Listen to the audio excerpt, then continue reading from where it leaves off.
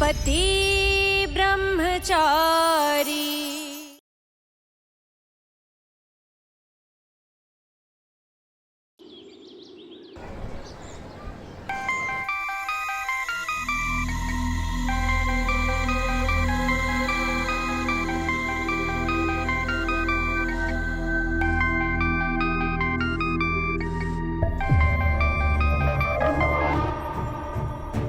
చెప్పు. ఇక్కడ చాలా పెద్ద గొడవ జరుగుతుంది. మన గుడ్డుని మనోహర్ గుట్కా మనుషులు కలిసి కొడుతున్నారు. నువ్వెక్కడి నుంచి మాట్లాడుతున్నావు? నేను ఇక్కడ సఫార్ బజార్లో ఉన్నాను. నువ్వు అక్కడే ఉండు, నేను ఇప్పుడు వస్తున్నా.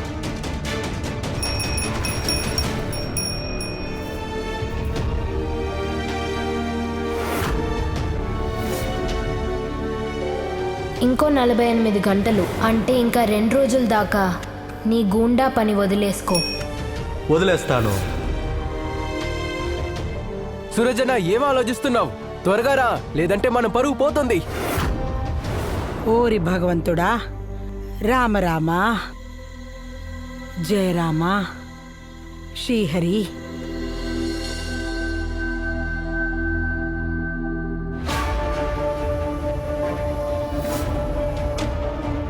కావ్య, రియా, మోనికా. అత్తయ్య అత్తయ్య చెప్పండి.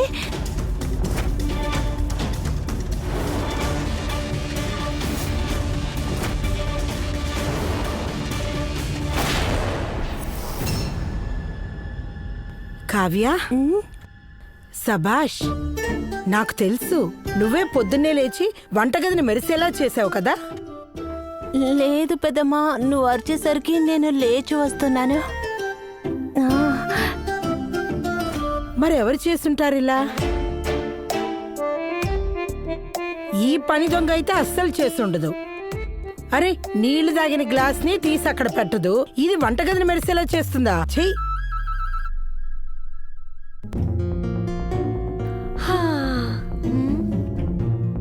నేనా?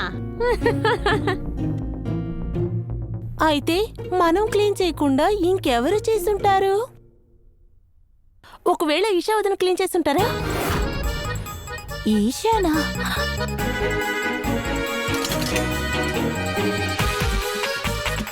ఇది అంతఃపురంలో రాజకుమారియా లేక భూతమా? ఎంత ఉదయాన్నే లేసి ఎలా శుభ్రం చేసింది? చాలా బాగా కడిగింది. ఆ మహారాణి గారు అసలు గుప్పెట్లో పువ్వులు కూడా మోయలేని మహాతల్లి ఇంత భారమైన గిన్నెలను ఎందుకు మోస్తుందబ్బా?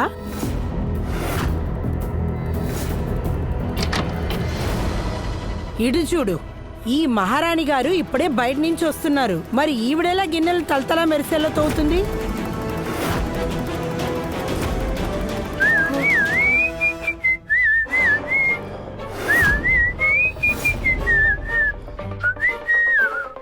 అన్నయ్య, ఇవన్నీ నువ్వే క్లీన్ చేసావా?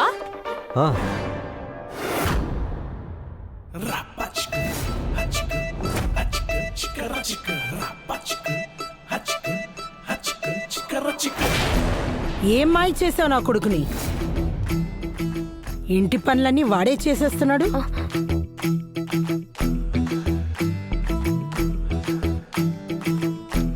అయ్యో పెద్దమ్మా, కూర్చోండి. నిదానంగా కూర్చోండి. పొద్దు పొద్దున కోపాలతో ప్రారంభించకూడదు, వేడి టీ తోటి ప్రారంభించండి.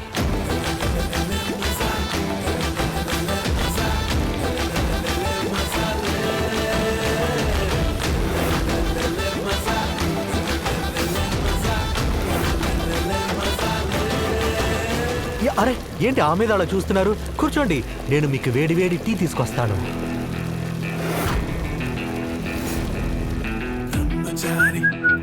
పెద్దమ్మా, వేడి వేడి టీ తీసుకోండి.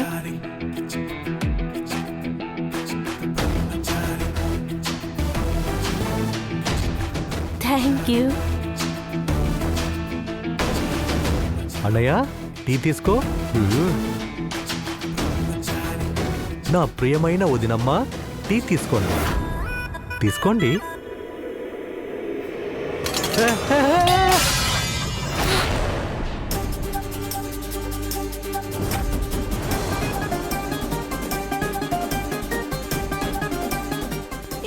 మరిది గారు నన్ను బాగా తిట్టేస్తారేమో.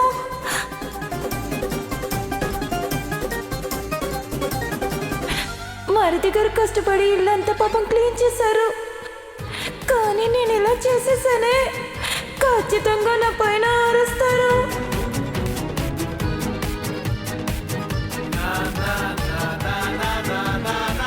ఇక్కడ చూడే, ఇక్కడ నిన్ను ఎవరు కాపాడలేరు. నీ ఇంటికి వెళ్ళటానికి రెడీగా ఉండు.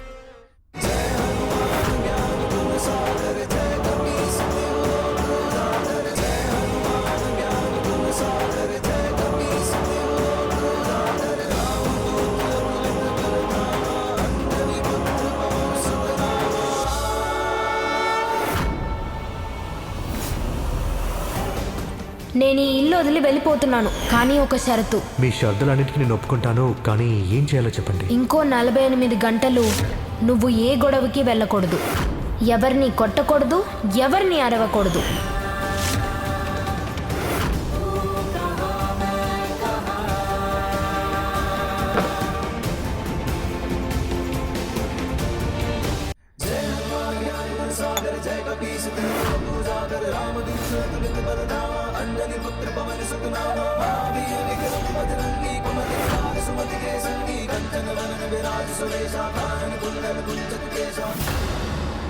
ఓరి దేవుడా, ఏం కర్మరా నాయనా ఇది.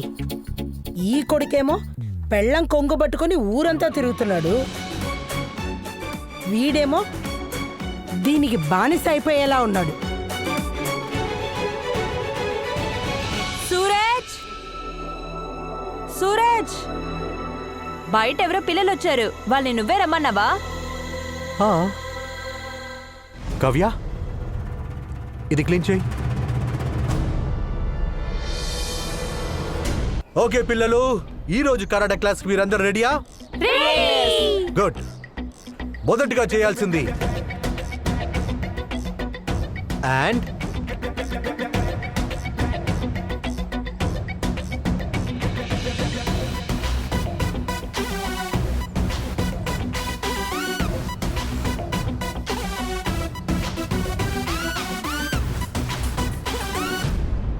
అమ్మా, ఇక్కడ ఏం జరుగుతుంది?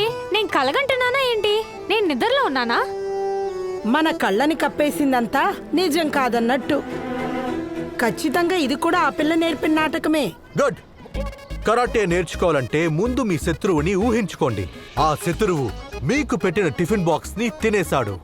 ఆ శత్రువు వికెట్ల ముందు నుంచోని మిమ్మల్ని బ్యాటింగ్ చేయనివ్వట్లేదు. ఇక చాలు, ఇలా చీటింగ్ చేసే శత్రువుని మనం ఏం చేయాలంటే వాడికి చీటింగ్ చేసే అవకాశం ఇవ్వకూడదు. కరాటేతో వాడిని మనం ఓడించాలి. పదండి.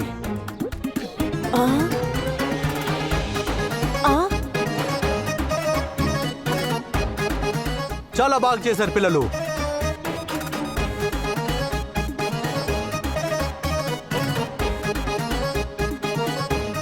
నన్ను పుట్టింటికి పంపించడానికి నీకు అంత ఇష్టమా? సూరజ్ తన కోపాన్ని బానే ఆపుకుంటున్నాడు.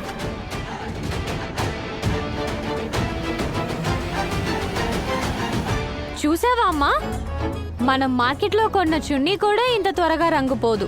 మన సూరజ్ అన్నయ్య అంత త్వరగా మారిపోతున్నాడు. నిన్న సూరజ్ దేవాలయానికి వెళ్ళాడు కదా, దాని ప్రభావమే. పూజ చేసిన తర్వాత బుద్ధివంతుడైపోయాడు. లేదంటే ఈష ఏదైనా సూరజ్ని మార్చుంటుంది.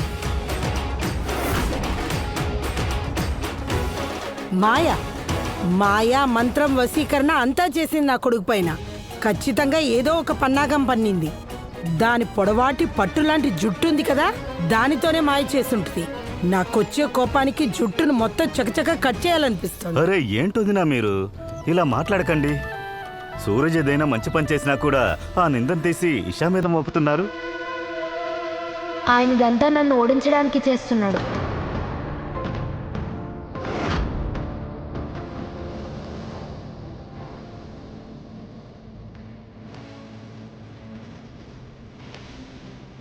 ఇంకో 48 గంటలు నీ గూండా పని వదిలేసి నువ్వొక మామూలు మనిషిలాగా ఉండాలి. నువ్వు ఇవి చేస్తే చాలు, నేను నీకు మాటిస్తున్నాను. 48 గంటల తర్వాత నా ముఖం నీకు ఎప్పటికీ చూపించను.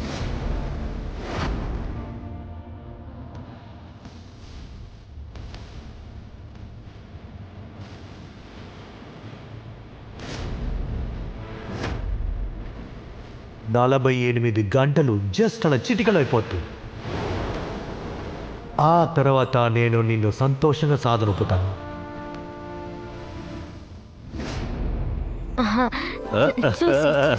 సరే సరే సరే, పర్వాలేదు. నాకు ఒక విషయం అర్థం కావట్లేదు. నువ్వు సూరజ్ దగ్గర ఇలాంటి కండిషన్ ఎందుకు వేసావు? మామయ్య, నాకు చిన్నప్పుడు నారింజీ మిఠాయి తినే అలవాటు చాలా ఉంది. నేను ఎంత ప్రయత్నించినా నారింజీ మిఠాయి తినలేకుండా ఉండిపోయాను.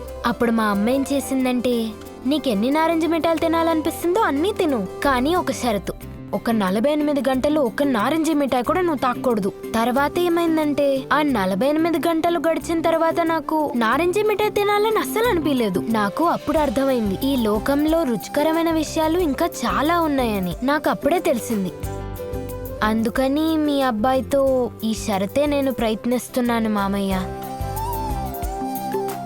చూసారా సరళ వదినా, ఈ అమ్మాయి ఇంటికొచ్చి 4 రోజులు కూడా కాలేదు, కానీ తను చాలా అందంగా కోడలు ఇంకా భార్య అన్న బాధ్యత నెరవేరుస్తుంది. శభాష్ బంగారం. కానీ ఈ 48 గంటలు సూరజ్కు మాత్రమే పరీక్ష కాదు, నాకు కూడా. ఖచ్చితంగా ఇందులో గెలుస్తాను, కానీ ఓడిపోతాను. ఒకవేళ సూరజ్ ఇందులో గెలిచాడనుకో, నా కొడుకు నాకు ఖచ్చితంగా దొరుకుతాడు. కానీ నేను నా కోడల్ని పోగొట్టుకుంటానమ్మా.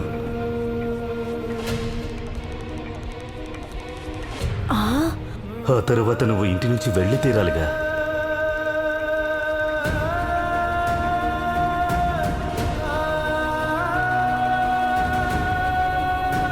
వదినా,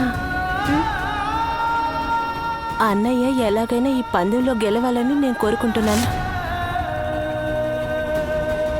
అందుకనే మిమ్మల్ని పంపించాలని అనుకోవట్లేదు. కానీ అలా గెలిస్తే మా పాత సూరజన మాకు దొరుకుతాడు. తర్వాత మీరు ఇంటికి వెళ్ళిపోవచ్చు. మీరు అక్కడ హాయిగా ఉండొచ్చు. అక్కడ మీకు ఏ కష్టము దుఃఖము దగ్గరికి రాదు.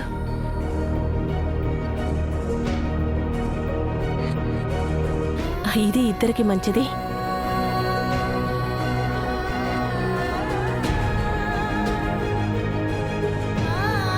వెళ్తున్నాను.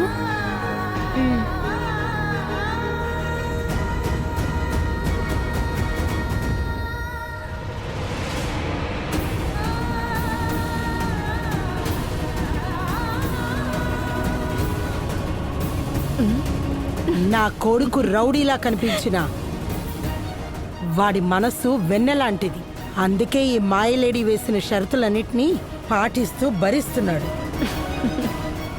ఖచ్చితంగా దీని వెనక ఏదో పన్నాగా ఉంది. దాని గురించి నాకు తెలీదు సర్లా ఆంటీ, కానీ ఈషా ఏమో తన గొయ్యిని తానే తవ్వుకుంటోంది. ఇప్పుడు ఏమవుతుంది, సూరజ్ ఈషా పెట్టిన పందెంలో గెలుస్తాడు. ఆ తర్వాత ఈషా ఇంట్లోంచి వెళ్ళిపోయి ఇంకా ఎప్పటికీ రాదు కదా.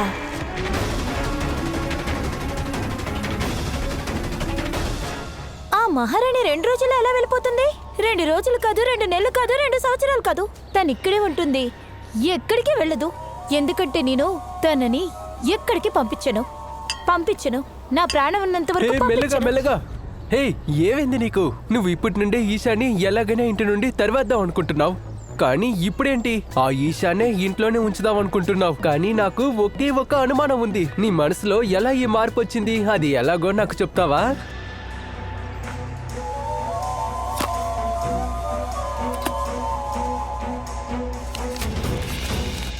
ఓ నాయనో, ఇంత డబ్బా ఎక్కడి నుండి నీకు వచ్చాయి? నీకు ఎలా ఇంత డబ్బు వచ్చింది? ఈషా బాగా డబ్బులు పెరిగిన పిల్ల. ఈ పేదవాళ్ళ గుడిసెలు, తన స్కూల్ డ్రాయింగ్ బుక్లో కూడా తను చూసిందే లేదా. పాపం ఇప్పుడు ఇలాంటి పరిస్థితుల్లో జీవిస్తుంది. ఇలా చూడండి మౌనిక, ఇదిగోండి, ఇందులో కొంచెం డబ్బుంది. ఇది మీరు ఉంచుకోండి. ఈషాకి ఏ సమస్య రాకుండా మీరు చూసుకోవాలి. మీరు అలా చూసుకుంటే మీకు ఎంత కావాలంత ఇస్తానా? వద్దనకండి. ఇది మీరు తీసుకోకపోతే నేను ఇక్కడి నుంచి వెళ్ళను. Thank you.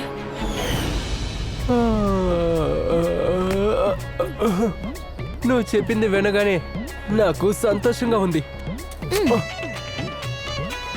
ఏవైనా సరే ఆ మహారాణిని నీ ఇంటి నుంచి పంపించను. తర్వాత మరిది గారు రౌడీగా ఉండడం మనకేం మంచిది, ఎందుకంటేనే కదా అప్పుడు మనకి డబ్బులు వస్తాయి. అప్పుడు మనం ఈ డబ్బుల్ని దాచుకుని సంతోషంగా ఉండొచ్చు. ఒకవేళ మరిది గారు పందెంలో ఓడిపోతే ఆ మహారాణి ఇంట్లోనే కదా ఉండాలి. ఆ తర్వాత మనకి ప్రతి నెల డబ్బులు వస్తూనే ఉంటాయి. అంతకంటే మంచి విషయం ఏంటంటే, చెప్పు, ఇంకొక మంచి విషయమా? నాకు ప్రాణాలు పోయేలాగుంది. ఒకవేళ ఆ మహారాణి గాని మన ఇంట్లోనే ఉందనుకోండి, ఇంకా అత్తయ్య మొత్తం ఫోకస్ తనపైనే ఉంటుంది. మొత్తం కోపాన్ని తన మీదే చూపిస్తాను. తర్వాత నేను తప్పించుకుంటాను. దీని అర్థం ఏంటంటే బేబీ, ఆ ఈషా మన ఇంట్లోనే ఉంటుంది, అందువల్ల మనకు ఒక పక్క డబ్బు వస్తుంది, అటు పక్క తను కూడా తిట్టుతుంటుంది. కానీ ఏవైనా సరే ఆ డబ్బున్న మహారాణి ఉంది కదా, తనని ఎప్పుడు నాకు పెట్లోనే పెట్టుకోవాలి. కానీ కానీ కానీ నాకు ఒక విషయం చెప్పు బేబీ. ఇప్పుడు నీ మైండ్ లో ఏం ప్లాన్ ఉందో నాకు చెప్పు. ఇకపై ఈ మౌనిక ఆట ఎలా ఉంటుందో అందరూ చూస్తారు.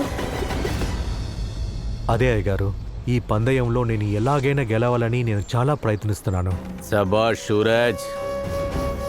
ఆయుధాలు లేకుండా మన యుద్ధాన్ని గెలవాలంటే అటువంటి సమయంలో మనం నోరు మూసుకొని ఉంటవే మంచిది.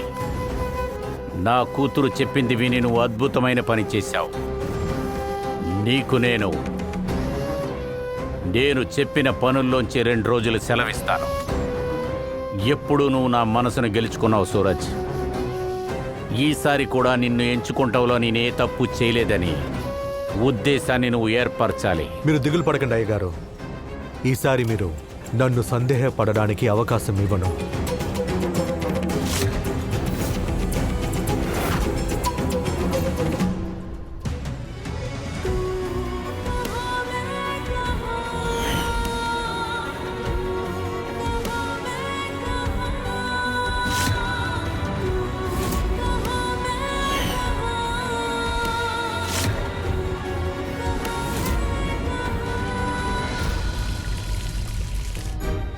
Yes, very good.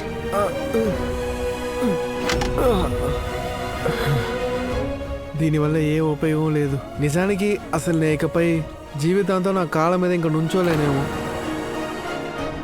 సరే, నేను మిమ్మల్ని ఒకటి అడగచ్చా? ఈ లోకంలోనే మీకు ఎవరంటే ఎక్కువగా ఇష్టము?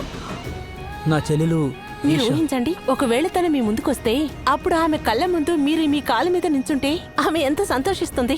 మీరేంటి ఈ రోజు నేను నా కాళ్ళ మీద నిలబడినట్టు అంటున్నారు? మా చెల్లెదో రేపే వచ్చేలా చెప్తున్నారు. సరే పెట్టుకోండి, 48 గంటలు ఛాలెంజ్ అనుకోండి. 48 గంటల? ఇంకా 48 గంటల్లో మీ చెల్లి ఈషా ఖచ్చితంగా మీ ఇంటికి వస్తుంది. అప్పుడు మీరు సొంత కాల్లో నించొని సర్ప్రైజ్ చేయాలి కదా. యు నో వాట్, నేను నా లైఫ్లో ఇప్పటి వరకు నీకన్నా మంచి మోటివేటర్ని చూడలేదు. నువ్వు నాకు ప్రామిస్ చేయి, నువ్వు ఎప్పుడు నాతోనే ఉంటావని, నన్ను బాగు చేయడంలో. అలాగే ఇంకొక ప్రామిస్ చేయి, నువ్వు నన్ను ఆఖరి వరకు వదలకోకుండా నాతోనే ఉంటావని. ప్రామిస్?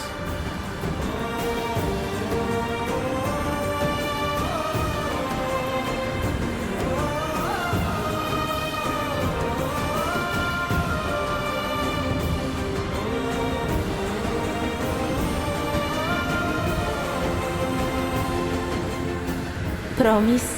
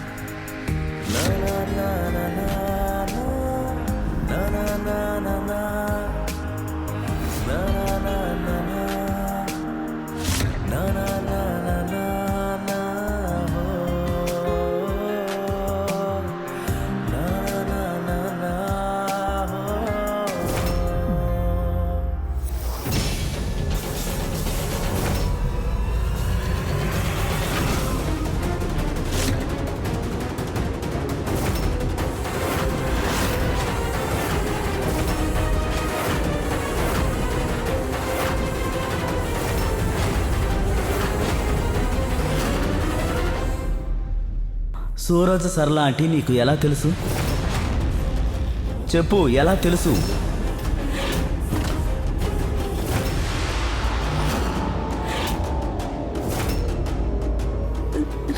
సూరజ్ అన్నయ్య, మా అన్నయ్య, సరళ మా పెద్దమ్మ.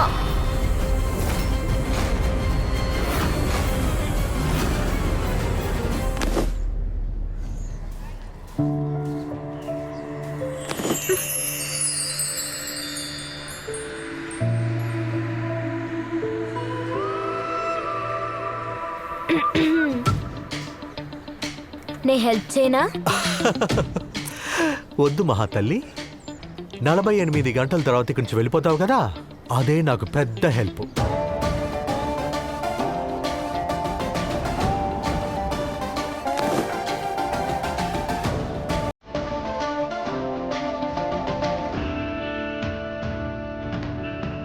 నలభై 48 గంటలు కోప్పడకూడదు. పీస్.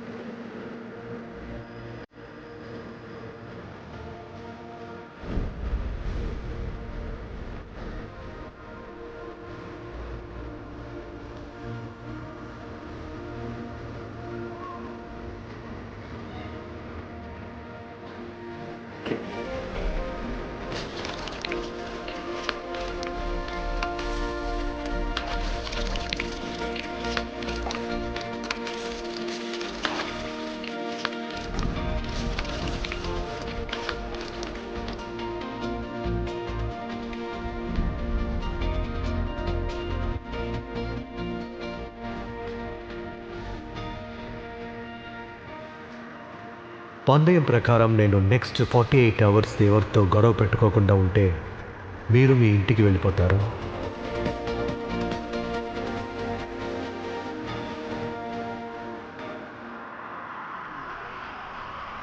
నిజంగా నేను ఇంటి నుంచి వెళ్ళిపోతే నీలో ఏ మార్పు ఉండదా?